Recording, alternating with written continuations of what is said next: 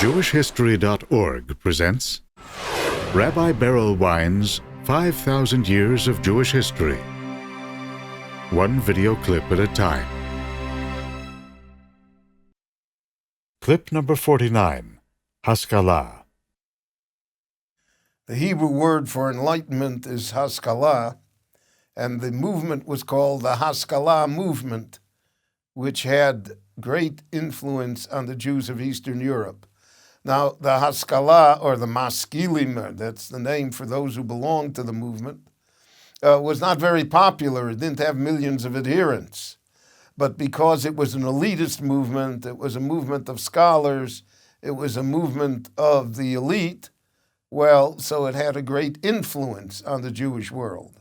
And the Haskalah believed, and it preached, that Judaism was a culture and not necessarily a religion.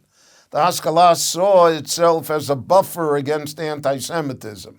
The Jews always ask, why do they hate us? As though it's our fault. That's one of the tragedies of victimhood, is that the victim always feels that somehow it's his fault and not the fault of those who make him a victim. So they said, well, why did the Russian government hate us so?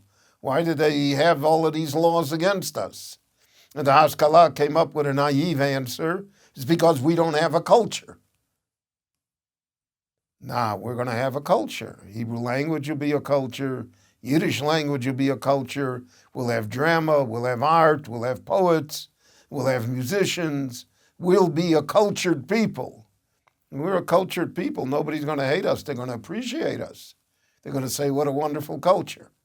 And therefore, they took Judaism and changed it from a faith and changed it from a way of life and a value system, and they made out of it a culture. Well, eventually the culture didn't hold up, not for the Jews and not for the non-Jews.